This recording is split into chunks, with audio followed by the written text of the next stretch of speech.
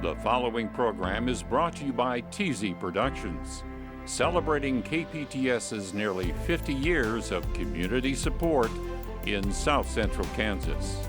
Great starts here on KPTS.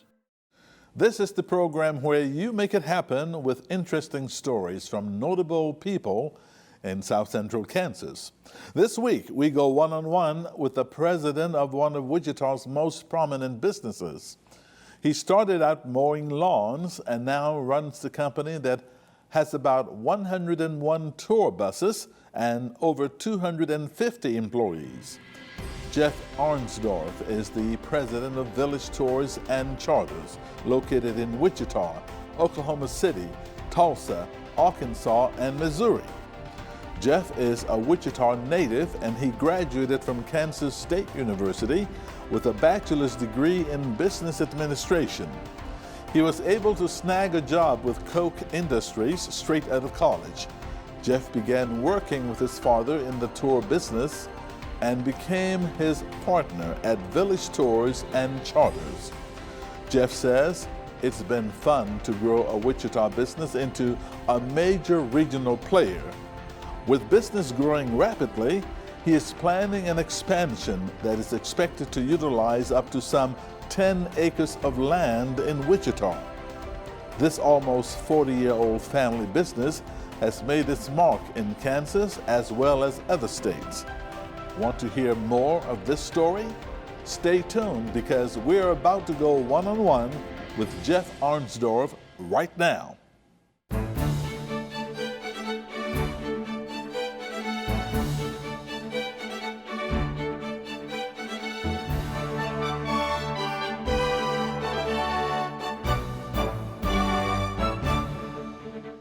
Thank you for joining me. I'm Victor Hogstrom, and I'm pleased to welcome Jeff Arensdorf to the program. Jeff, it's a pleasure to have you. Thanks for inviting me. You are in a fascinating and intriguing business. You know, people love to travel. Yeah. So tell us, how did this all begin with your family? So there was another family that started Village Charters in 1980, and it started as started on a bus, actually taking a ski trip, and they had mechanical issues after mechanical issues, and it was an overall bad experience.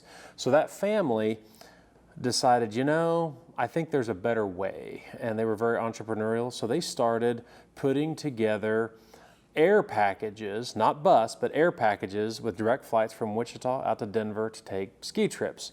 And they were using an airline, and they were chartering the aircraft, and it was very successful, but it was so successful it got to the point where they were having a hard time finding good transportation in Denver to take them to the slopes.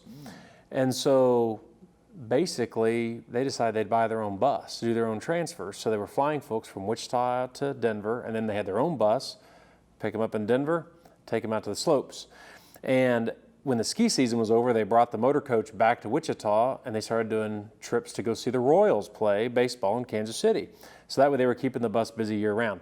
And it just started growing from that, and it grew to the point where they were adding a coach every year and doing various charters, and started expanding their operations to do other tours. So that's how it started in the early 80s, and then my dad and I bought it in 2000 from that family, and at that time there were 15 coaches, and just a presence in Wichita and a small presence in Oklahoma City, and then we've just kind of grown it from there. Did you ever dream you would get into this touring business, traveling business? No.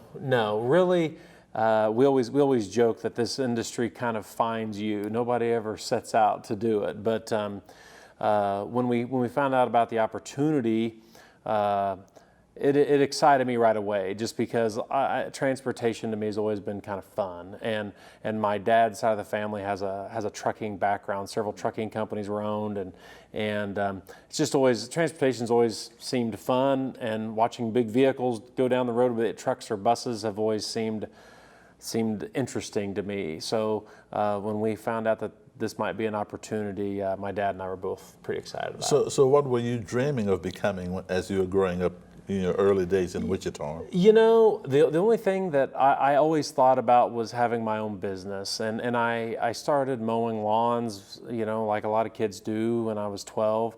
And I grew that to, you know, about 21 lawns that I would keep cut. And most of those customers I had from the time I was 12 and 13, I was even mowing their yards after college and, you know, through college and after college. So I liked being kind of in control of my own destiny a little bit by owning a business. So my main goal was to own a business in Wichita that was successful and have some fun with it. So did mowing lawns drive you to that business degree that you now own? Yeah, it probably did. I looked at engineering for about a semester, and that was only because there was a scholarship available, and I thought that that might be something, a path to go down. But it only took about a semester, and I realized, I mean, business is where, that's where I really wanted to be. So how did you and your father decide that you should go into business together? So my dad and I have always gotten along well together, and our paths kind of crossed on this business in that he was to the stage in his career where he could take a risk and not be too worried about it, given the age of the family and the kids. And I was young enough in my career that I didn't have a whole lot to lose. And so we both liked the idea of working together in a business together. And so we started looking for opportunities. So when the opportunity to purchase Village Tours and Travel came about, you must have sat with your father, or he must have called you in and tried to discuss it. How did that discussion go? So that discussion was pretty easy in that we both were very interested in the business itself. And we had looked at a lot of other businesses and we just couldn't see ourselves doing it. But this business, we both could see ourselves doing it and enjoying it. And we had a conversation about, well, what would you do in the business? What would be your primary role? What would my primary role be? And it meshed quite well. And so we decided to pursue it. So what was your primary role in the beginning? Kind of marketing and managing the office. And Dad's role would be more for taking care of the fleet and the maintenance, overseeing the maintenance of the fleet. Now I see that you are planning to expand, and you'll be doing that rather soon, into a piece of property, land that's over about 10 acres. Mm-hmm. What has led to that expansion? So we're kind of a landmark. I think I showed you an aerial shot of what our facility looked like in 1987. We're at 21st and Tyler, and at the time that building was built, it was farmland as far as you could see in all directions. And so the founders of Village, they were very wise when they bought that land and when they built that building. And that building has given room for plenty of expansion. But at the time they built it, I think there were 4 or 5 coaches in the fleet, and now we're running 32 out of that location. Plus, since it's the home office, it provides a lot of support for the branch location. So we did an analysis and looked to see if there was a chance we could do one more addition onto this building and stay there, but it really would be a Band-Aid. And so last year we started looking for an opportunity to move and to get kind of away from that 21st Street traffic that's pretty intense nowadays and get closer to a major highway. Now there's a quote that you live by, and it is, "Don't expect anyone to do something that you won't do yourself." Why is this so important to you? You know, it's important because when I'm always humbled when I know there's a lot to this business. It's kind of a 24-hour-a-day, 7-day-a-week job. Our coaches are on the road all the time, and when you're hauling thousands and thousands of people, there's a lot of demands with customer service. And then so you couple customer service with mechanical things that can break. And so I'm always humbled by our staff that, I mean, they're answering the phone at 3 o'clock in the morning on a Sunday morning, and they're jumping through hoops to make sure that our customers are taken care of. And I always want to be able to lay in bed at night and know that, you know, what they're doing, I have done and am willing to do myself. And you know, I've known people that have never been in the trenches, so to speak, with their business. And I always wonder how that could be, because I just think that that's something that you have to do to be successful. So what is the ultimate goal? You know, I just want, that's a good question. A lot of people have asked that. And, you know, I think the ultimate goal is to continue to grow and be a major player in what we do and be the best at what we do. And at the end of the day, have a very solid business that I can look back on and be proud of. I have 4 small boys at home, ages 2 years to 8-year-olds, and you know, I often think about them getting involved in the business. But then some days I think, you know, that's going to be a long way down the road, and maybe I won't want to be doing this that long, you know, and hold on for them. But either way, I want the business to be able to transition to either another owner or to my own family and continue on the path that it's been on for the last, you know, almost 40 years. So is it currently a family business? Yeah, it is. And what are the benefits of working in the family business? Well, you know, we don't have to answer to too many people, you know. So true. Yeah. So it's we can make decisions quickly, and everybody knows where the buck stops. So that's probably the biggest thing, the biggest enjoyment. But it's also great to get to work. I still work with my dad every day. Now I'm going to take a guess and say that you really enjoy traveling. Yes. And because of that, we have a little game that we'd like to play. Okay. Okay. What I'll do here is I'll make a statement and you complete the statement. Okay. The first one. I enjoyed traveling because it's fun to see new things, eat different kinds of food, and meet different types of people. when I travel, my favorite food to get is? Anywhere near the ocean would be seafood. If not, just something from a local restaurant. When I travel, I would prefer to travel with my Wife. Smart answer. Yeah. When I travel, my favorite thing to do is? See and do things. I'm not much of a relaxer. I like to explore. When I travel, the first thing I do when I arrive at my destination is? Check out the hotel and turn on the TV, actually, because I don't get to watch much TV at home. When I travel, I prefer to travel via? Well, the logical answer would be motor coach, because we have a lot of motor coaches. I do like to travel by motor coach. So I would say that's a good answer, because I do like it. It's just time doesn't always permit it. The furthest I've ever traveled is? China.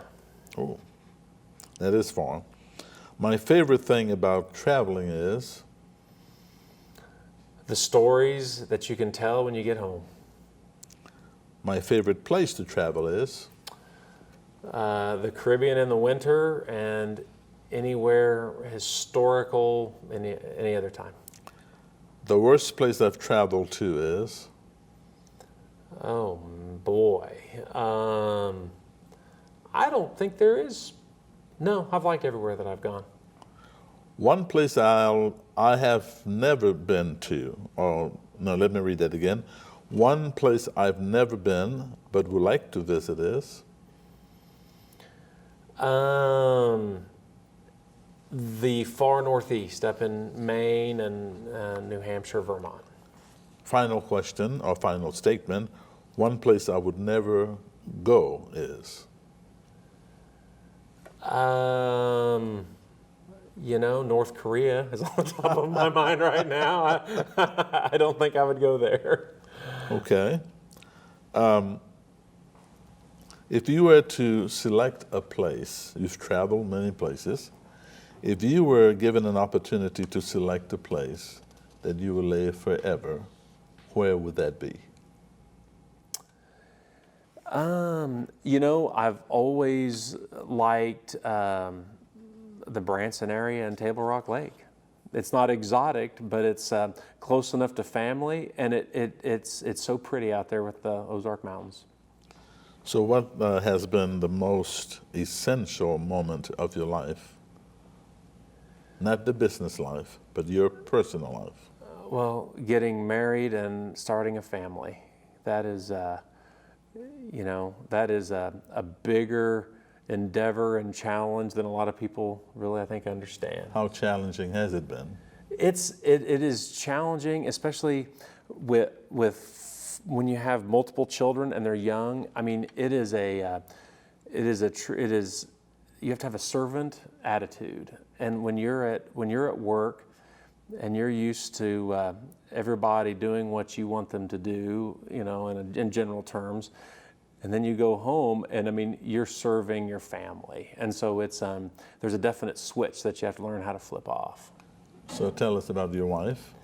So my wife, she is a physician, and her career is on hold while she stays at home. We're fortunate she stayed home and raised our family, but she's a physician, and we met through some physician friends, mutual friends that we have that I went to K-State with, and they were in the same medical school and residency program, and they introduced me to her, and she actually came to Wichita because of KU Medical, so she's not from Wichita, but she enjoys Wichita and had planned to stay, and I guess when she met me, that definitely cemented the deal. But she's great, and I've always told her that I wouldn't trade jobs with her right now. You know, being at home is a challenge. I've got my challenges at work, she's got her challenges at home, and I'll take my challenges. So you married a doctor, a physician. You're head of village tours and travel. You are originally from Wichita. So what would you say should be the lead story of your life? The lead story. You know, I hope it's, you know, Wichita, born and raised Wichita guy, finds success in Wichita in both personal and business, and has been successful at both. So how should the headline to this lead story read? Wichita businessman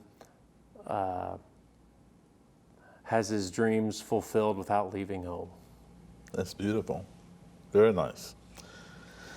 So talking about Wichita, as a community businessman, what is the greatest challenge that you see for our community?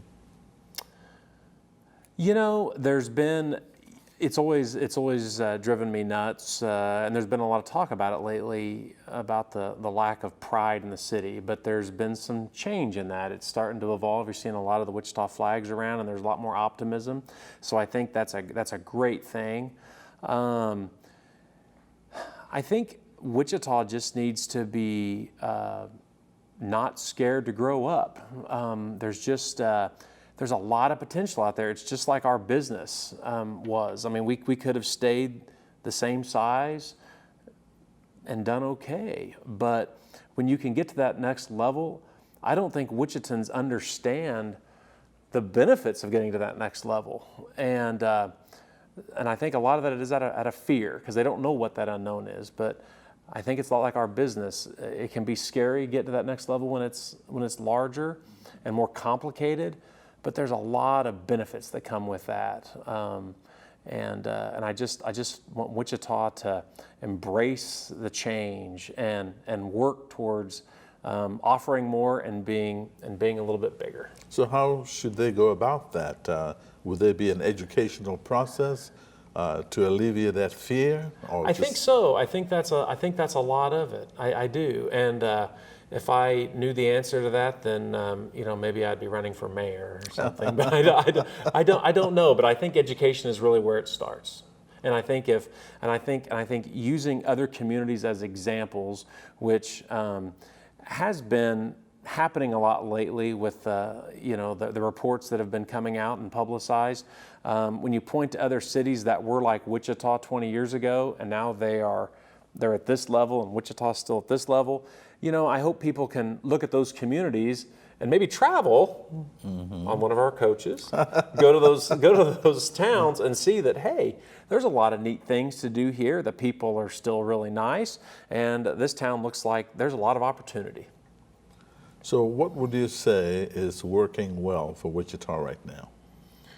Well, the community spirit is something that I think is definitely working well right now. Downtown, the downtown revitalization.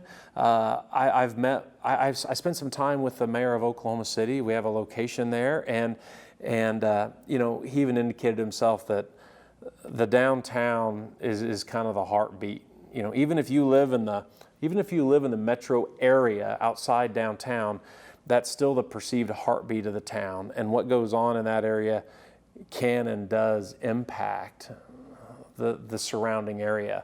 And I was downtown this last weekend with my wife and some friends, and we did like a pub crawl around all the different microbreweries down there.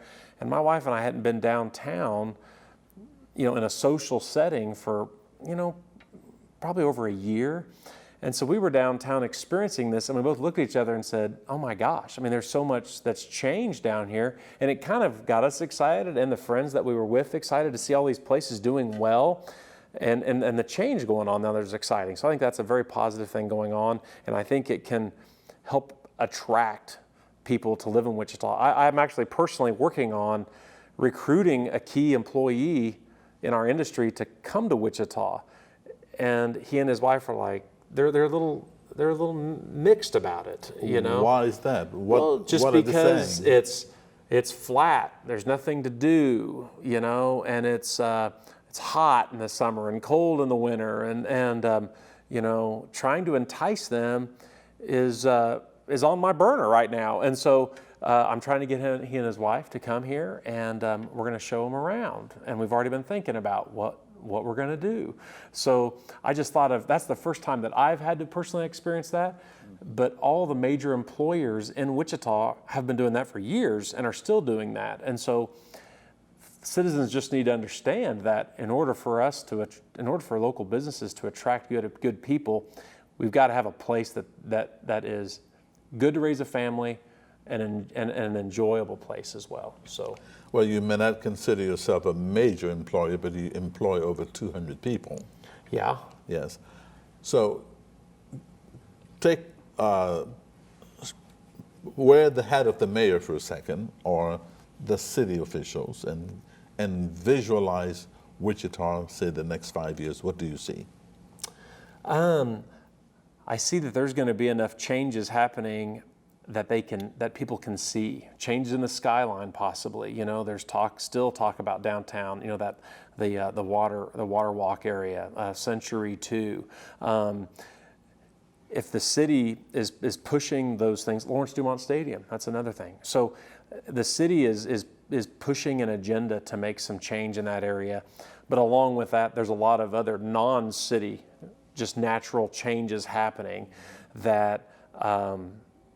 I think we're going to see more people, more fun things to do, and local businesses that continue to expand.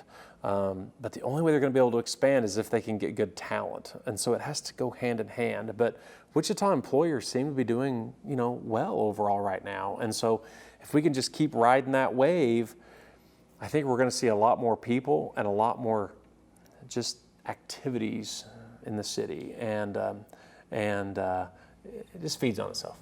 So what do you see that is working well for Wichita and South Central Kansas as a whole? Yeah, I think, one of the greatest things that we have is Wichita and South Central Kansas. I think almost everybody will unilaterally agree that it's a great place to raise a family. People are friendly, cost of living is low, crime rates aren't that bad. So that is a key thing that we have. So can we grow and still have those things? I think the answer is yes.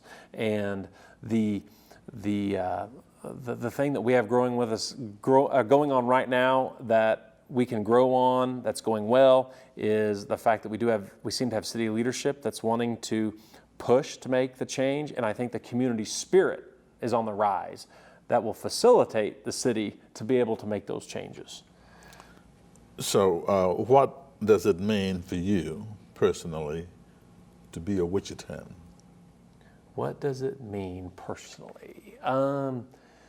You know, it's just, I've always been proud to be from Wichita, and when I travel and I tell them I'm from Wichita, to me it means just a good, well-rounded place, essentially located, good people, good business, and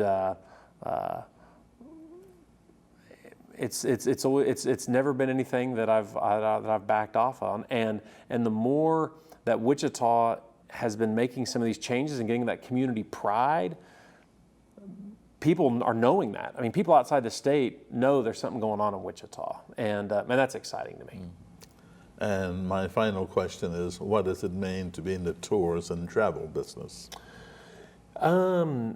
So we obviously take people out of town, but almost all of the folks that I talk to have the same attitude that I do. They enjoy getting out and experiencing the world, but they always enjoy coming back home to Wichita. And that means a lot to me, and the fact that we serve, I mean, thousands and thousands of people every year and take them to all corners of the country and even most key destinations internationally, and they come home happy and fulfilled that we help them do something that was on their bucket list.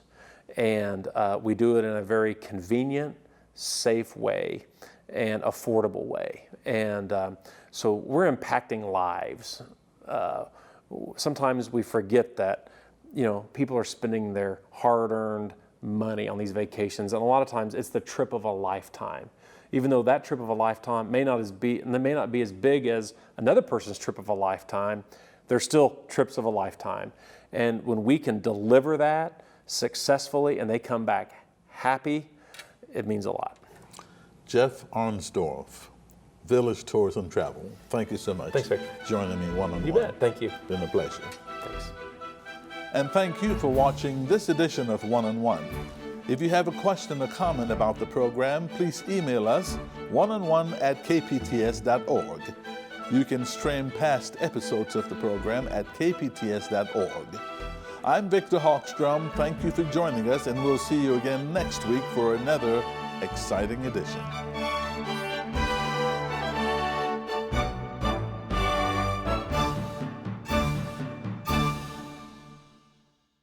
The preceding program was brought to you by TZ Productions, supporting KPTS and the communities it serves in South Central Kansas. Great starts here on KPTS. Support also comes from viewers like you. Thank you. Call KPTS to receive a DVD copy of this program for a $40 donation. You can also send a check or money order along with the program name, date, and time to the address on your screen. And you will receive a 1-year KPTS membership.